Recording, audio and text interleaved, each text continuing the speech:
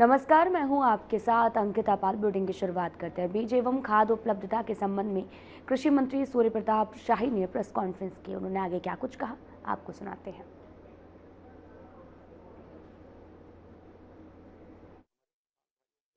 से मिलने वाला है और इस जो पहले इस योजना के माध्यम से 1,49 लगभग 1.5 लाख हेक्टेयर की सिंचन क्षमता 63,345 कुसुम सोलर पंपों से हम लोगों ने किसान भाइयों को सुलभ कराया और 5498 लाख यूनिट यानी 5,483.98 लाख यूनिट पर प्रतिवर्ष बिजली की इससे बचत हुई है।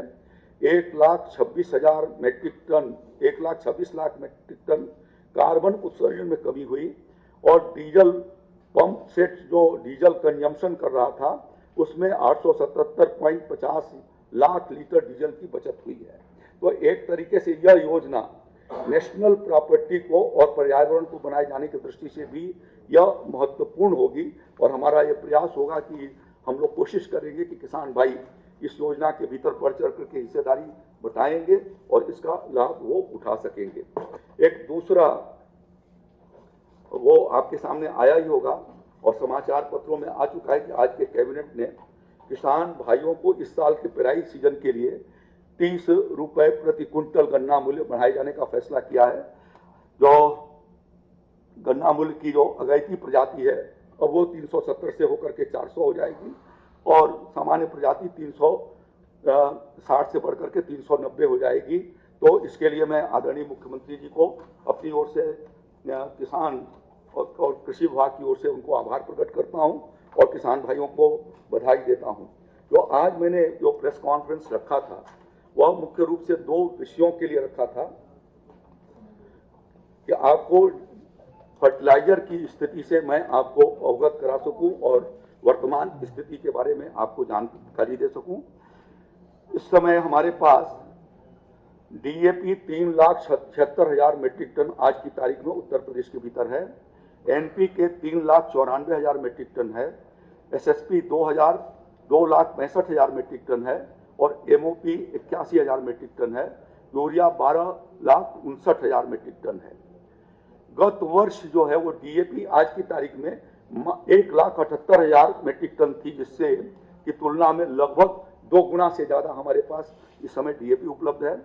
2,19,000 मेट्रिक टन गत वर्ष आज की तारीख में एनपीके था, हमारे पास 3,94,000 यानी लगभग 1,70,000 मेट्रिक टन से ज्यादा हमारे पास गत वर्ष की तुलना में एनपीके है। और एसएसपी भी हमारी जो है 5,000 मेट्रिक टन ज्यादा है और पोटास वो 11,000 मेट्रिक टन ज्यादा है और कहीं पर भी फर्टिलाइजर की कमी हम लोग नहीं आने देंगे। मैं आ रहा हूं, जो आप पूछना चाहेंगे पूछ लेंगे। कोऑपरेटिव सेक्टर के लिए भी मैं बता देना चाहता हूं कि जो यह है उसमें से कोऑपरेटिव सेक्टर के पास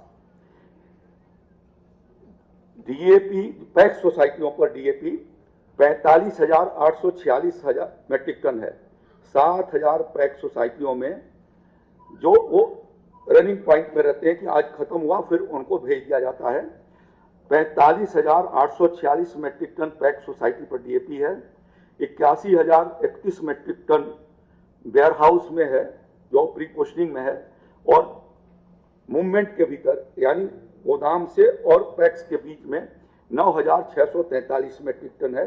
तो इस प्रकार से कुल मिलाकर के उनके पास 1,36,340 मेट्रिक टन कोऑपरेटिव के पास डीएपी है।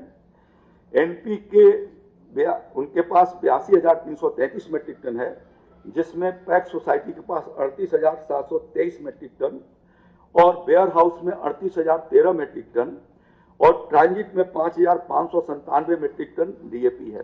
इसी प्रकार से यूरिया उनके पास 5,15,857 मेट्रिक टन कुल है, जिसमें से 1,05,910 मेट्रिक टन ये पैक्स सोसाइटी पर है और 3,97,541 मेट्रिक टन इन सभी 75 जिलों के भीतर जो वेयर हाउस हैं उसके भीतर है और 12,412 मेट्रिक टन ये ट्रांजिट के भीतर है।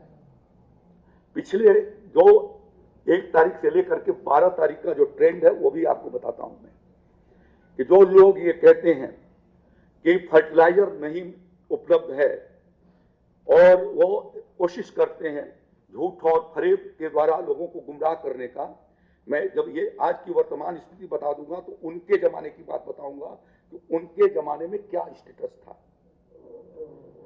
खास तौर पर समाजवादी पार्टी और उस समय के मुख्यमंत्री अखिलेश यादव जी, उनकी सरकार का पूरा रिकॉर्ड मैंने निकाल के रखा है कि तब और अब में कितना फासला हो चुका है। लेकिन अभी इस अक्टूबर के ट्रेंड को बताता हूं मैं कि जो कहते रहे अक्टूबर भर में एक को गुमराह करना और किसानों के भीतर अफवाह पैदा करके और उनको कैसे घबरा दिया जाए, ये जो कोशिश कर रहे थे हमारे इस प्रयासों के वजह से पिछले महीने में 3,70,000 मीट्रिक टन अकेले 1 अक्टूबर से लेकर के और 31 अक्टूबर के बीच में 3,70,000 मीट्रिक टन डीएपी बिकी है और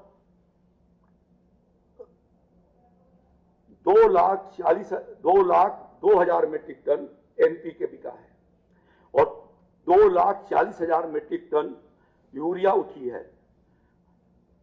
गत वर्ष जो है वो 3,22,000 मीट्रिक टन कल तक बिक्री हुई थी डीएपी की और इस साल हुई है 3,70,000 मीट्रिक टन, यानी पिछले साल से लगभग 40,000 मीट्रिक टन ज्यादा हम लोगों ने फास्फेटिक फर्टिलाइजर किसान भाइयों को उपलब्ध कराया है। अब इस नवंबर महीने का जो ट्रेंड है ये 6 तारीख के पहले 5 तारीख से लेकर के और 12 तारीख के बीच में 5 तारीख को 14,319 मीट्रिक टन डीएपी थी, 18,429 मीट्रिक टन डीएपी, 3 तारीख को 18,790 मीट्रिक टन डीएपी, ये एक दिन की सेल है, यानी 18,000 मीट्रिक टन थी। ये बढ़ करके आज की तारीख में कल परसों में 22,000 मीट्रिक टन, 7 तारीख को 21,000 मीट्रिक टन, 22 तारीख को 21,727 मीट्रिक टन, 22 तारीख को 10 तारीख को 22,178 मीट्रिक टन और कल जो है 12 तारीख को 23,867 मीट्रिक टन, परसों 20,447 मीट्रिक टन। यह यूरिया रही है, यह यूरिया रही है। और डीएपी जो है वो पिछले 3 तारीख से 22,937 मीट्रिक टन, 3 तारीख को 22,000 मीट्रिक टन, 4 तारीख को 22,562 मीट्रिक टन, 5 तारीख को 13,135 मीट्रिक टन, 6 तारीख को 24,225 मीट्रिक टन, 7 तारीख को 23,850 मीट्रिक टन, 8 तारीख को 21,989 मीट्रिक टन, 9 तारीख को 14,097 मीट्रिक टन, 10 तारीख को 23,240 मीट्रिक टन, 11 तारीख को 20,497 मीट्रिक टन और 12 तारीख को 21,875 मीट्रिक टन। सबसे ज्यादा सेल 7 तारीख को रही, 6 तारीख को रही 24,225 मीट्रिक टन। 24,000 मीट्रिक टन का मतलब हुआ कि 2,40,000 कुंटल और लगभग जो हो गया वो 6,60,000 बोरा प्रतिदिन के हिसाब से डीएपी किसान भाइयों को उपलब्ध हो रही है। मेरे पास कोऑपरेटिव का भी आंकड़ा है कि पिछले 1 महीने में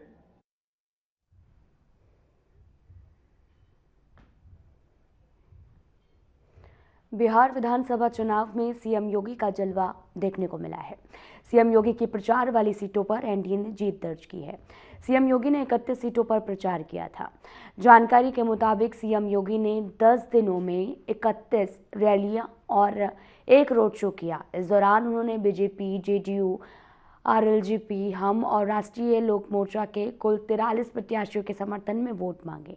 सीएम योगी ने 16 अक्टूबर से प्रचार शुरू किया था और इस दौरान कई चरण जो है वो एनडीए के सबसे ज़्यादा मांग वाले स्टार प्रचारक के रूप में सामने आए। मुख्यमंत्री में वे सबसे सक्रिय प्रचारक रहे। बिहार में उनके रैलियों को भारी जनसमर्थन मिला। बिहार चुनाव के कार्यक्रम में योगी आदित्यनाथ को देखने के लिए भीड़ उमड़ी और यही जनसमूह आखिरकार वोटों और फिर सीटों में बदलकर सामने आया। आरजेडी और कांग्रेस के समय में बिहार में व्यापक नरसंहार होते थे, जातीय संघर्ष होता था। जात की सेनाएं खड़ी हो गई थी। पर्व और त्योहारों के पहले दंगा फसाद प्रारंभ हो गया था। 60 से अधिक नरसंहार की घटनाएं बिहार के अंदर, और यही नहीं, 15 वर्ष के सुशासन में 30,000 से अधिक अपहरण। न व्यापारी सुरक्षित, न उद्यमी सुरक्षित, न इंजीनियर सुरक्षित, न चिकित्सक सुरक्षित, न बेटी सुरक्षित, न बच्चे सुरक्षित।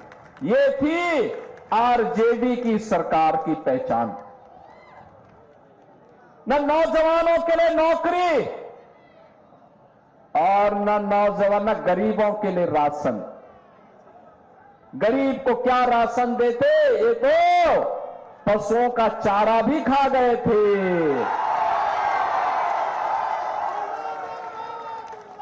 ये नौजवान को नौकरी क्या देते, अरे ये तो आपकी नौकरी के नाम पर आपकी जमीन को भी हड़प जाते थे। और इसीलिए बहनों और भाइयों, आज मैं कहने के लिए आया हूं, आज बिहार फिर से सुशासन की सुदृढ़ नींव को तैयार करते हुए एक समृद्ध और विकसित बिहार बनने की ओर अग्रसर है। नया बिहार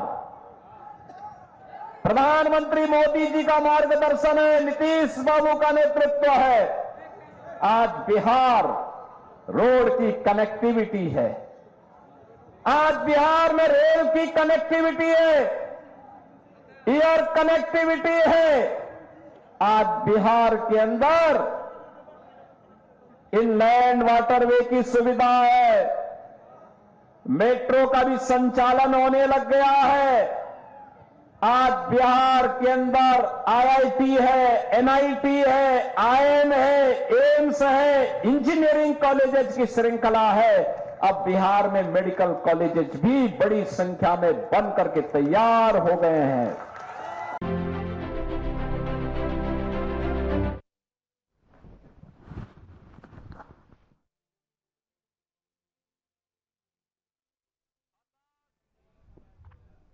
उत्तर प्रदेश मंत्रिपरिषद की बैठक हुई, जिसके बाद प्रेस कॉन्फ्रेंस पर कैबिनेट निर्णयों की जानकारी दी गई।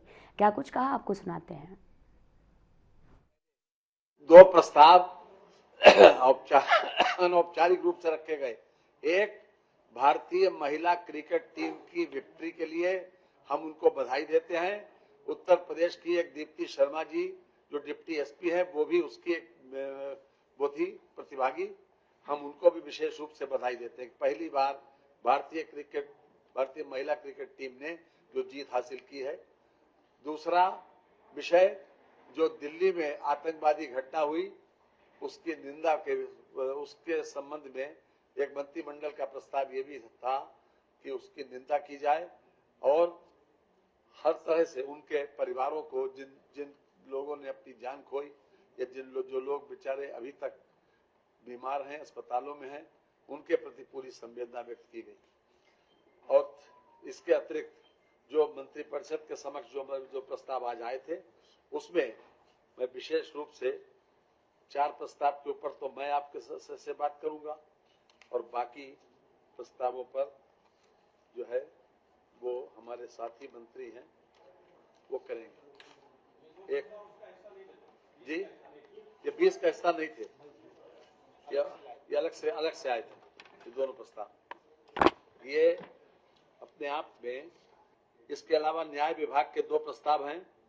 एक तो यह है कि जो मुख्य न्यायाधीश उच्च न्यायालय इलाहाबाद द्वारा उच्च न्यायालय में अपर निजी सचिव के 156 पदों का निजी सचिव ग्रेड 1 के पदों पर किए गए उच्चीकरण, ये विशेष रूप से 156 जो हमारे निजी सचिव थे उनको ग्रेड 1 में प्रमोट किया गया।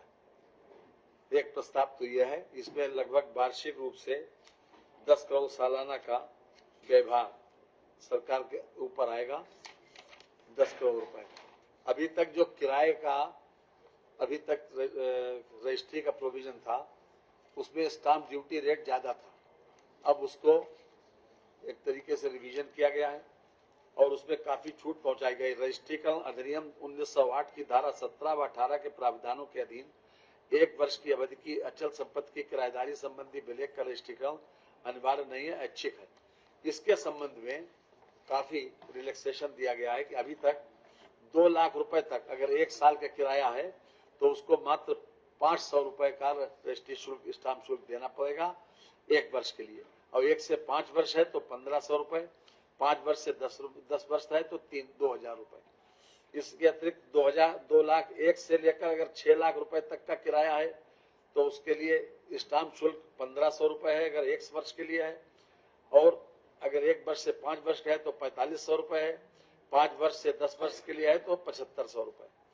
ये 6 लाख रुपए से 6 लाख 1 रुपए से लेकर अगर 10 लाख रुपए तक किराया की वैल्यू है तो 2500 रुपए स्टाम्प शुल्क है 1 साल के लिए। 1 वर्ष से 5 वर्ष के लिए अगर किरायानामा लिखा जाता है तो उसके लिए 6000 रुपए है स्टाम्प शुल्क, और अगर 5 वर्ष से 10 वर्ष तक है तो उसके लिए 10,000 रुपए। ये अपने आप में एक छूट दी गई है काफी, क्योंकि बहुत से लोग ये भी सोच कर कि सालाना नहीं, वो 10 एकड़ से तो ऊपर पार्क रहेगा ही, लेकिन 15 से ऊपर अगर कोई होगा तो हम 2.5 किलोमीटर अंदर तक सड़क बना देंगे। अभी तक बहुत सारे लोग थे कि हमारी जमीन है 1 किलोमीटर अंदर, लेकिन 3-3.5 मीटर का चक्रोट है। अब अगल बगल हम पूरी जगह खरीदे और डेवलप करके अपने यहाँ तक ले जाए तो उसको दिक्कत हो रही थी। अब वो सरकार जगह का इंतजाम करके सड़क भी बना देगी और आप अपना पार्क अंदर डेवलप कर सकते हैं। हम इससे ये समझते हैं सब सरकार देगी, वो सड़क बना के हम देंगे, सड़क बना के देंगे। हमारा पीडब्ल्यूडी विभाग बनाएगा, 7 मीटर चौड़ी सड़क बनाएगा, फुटपाथ बनाएगा और उसको 2.5 किलोमीटर अंदर तक। शर्त ये है कि 15 एकड़ से भूमि कम न हो, 15 से ऊपर भूमि होगी तो ये सुविधा हम दे देंगे उसको वहां तक डेवलप करके। पब्लिक का लाभ ये होगा कि आज लखनऊ हो या पूरे 75 जनपद में बहुत सारे लोग लैंड के लिए इंडस्ट्री लगाने के लिए जगह ढूंढते। लैंड बैंक सरकार रिक्वायर करे पार्क बनावे, उस पर ये निजी पार्क में बहुत सारे लोग हैं जो निजी पार्क बना करके उन्हीं को बेचना है। तो वहां के जितने भी एमएसएमई के लोग हैं जो इंडस्ट्री लगाना चाहते हैं उनको आसानी से जगह उपलब्ध होगी और सस्ती जगह मिल जाएगी। ये पूरे 75 जिलों में है। प्राधिकरण के अंदर भी आप बना सकते हैं।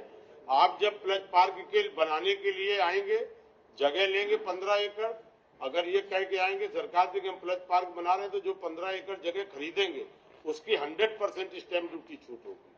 और जब वो प्लस पार्क आप डेवलप कर देंगे उसमें जो इंडस्ट्री वाले को बेचेंगे उसमें भी 100% स्टैंप ड्यूटी छूटी।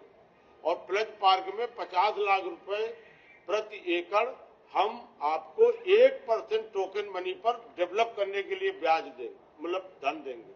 आप वो डेवलप करिए, डेवलप करके सरकार का पैसा वापस कर दीजिए, आप ही इंडस्ट्री वाले को बेचिए, आप ही उसके पूरे मालिक हैं। ये किसान व्यापार कर सकता है। हाँ, किसान व्यापार कर सकता है, किसान भी तमाम जो लैंड बैंक वाले लोग हैं वो कर सकते हैं। इसमें 12 पार्क जो हमारे डेवलप पड़े हुए हैं उन डेवलप पार्कों को बेचने में दिक्कत हो रही थी व्यवहारिक। बहुत सारे इंडस्ट्री वाले स्टैंप की बात कर रहे थे कि 18 मीटर रोड पर है, अब वो 18 मीटर के हिसाब से जो एक नियम स्टैंप विभाग का चल रहा था उसी हिसाब से स्टैंप मांग रहा था। एक तो वो छूट हो गई और उस पर जो विकास शुल्क पर छूट हो गई। तो तमाम जो नक्शे पास होने पर उसको दिक्कत हो रही थी, वो नक्शे पास होने का औद्योगिक विभाग में हमारे जिला उद्योग अधिकारी और आयुक्त जो है वहां तक नक्शा पास हो जाएगा।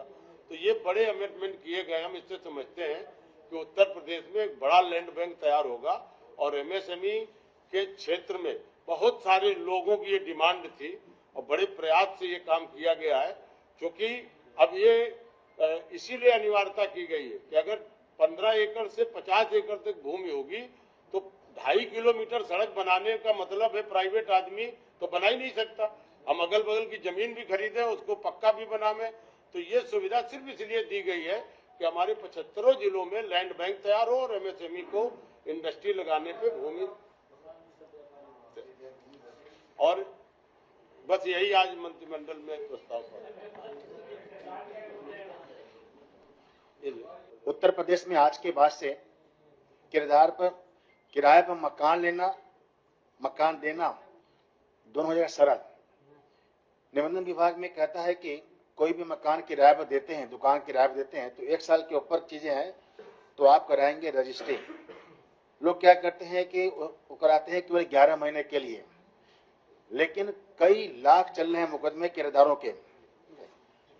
हम लोगों ने क्या किया कि अभी तक उत्तर प्रदेश के अंदर अगर आप कोई चीज प्रॉपर्टी किराए पर देते हैं, दुकान या मकान, तो उसकी रजिस्ट्री नहीं कराते हैं, क्योंकि स्टाम्प था 4%।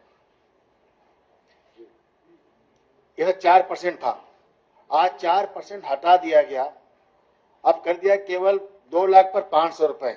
अब तक क्या लगता था, अगर 2 लाख रुपए सालाना किराया है तो इस पर लगता था 10,000 रुपए स्टाम्प, 10,000 से कर दिया केवल 500 रुपए। अगर इस किराएदारी 6 लाख तक है तो आज के डेट में स्टाम्प लगता था 30,000 रुपए, अब कर दिया केवल 3,000 रुपए। किराएदारी था 10 लाख तक था, इस पर स्टाम्प था 5 लाख रुपए, ये घटा कर दिया हम लोग 5,000 रुपए। यानी कि अभी तक किराएदारी पर अधिकांश झगड़े होते थे, क्योंकि इस 10 रुपए के स्टाम्प पर एग्रीमेंट करते थे जिसका लीगल वैल्यू नहीं थी। लोग बड़े बड़े मकान रखे थे, किराए देने में डरते थे, और ये डरते थे कहीं हमारा किराए पर दे रहा हूं फिर स्टे ले लेगा, फंसा लेगा। 2023-2020 में 2 गाइडलाइन आई कि रेंट कंट्रोल में कि अगर आपकी एग्रीमेंट रजिस्टर्ड हैं तो कोर्ट भी, सिविल कोर्ट भी, पुलिस भी उसी का इम्प्लीमेंट करेगा जो उसके एग्रीमेंट में लिखा गया है। एग्रीमेंट में रजिस्टर्ड, लेकिन एग्रीमेंट रजिस्टर्ड क्यों होगा जब उस पर 2% स्टाम्प, 2 रुपये निबंधन शुल्क, 1% शुल्क था, यानी 5% था। अब जब 5% स्टाम्प कौन देगा? आप किराए पे रहते होंगे, माना कि आप किराए पर रह रहे हैं और 2 लाख सालाना मोटी मोटा 15 महीना किराया, 15,000 महीना किराए पर आप लेते हैं, तो आपको अगर एग्रीमेंट कराना पड़ेगा तो आपको देना पड़ेगा 10,000 रुपया की स्टाम्प। तो कौन देगा 10,000 का? कोई देता? फिलहाल बुढ़े में इतना ही। नमस्कार।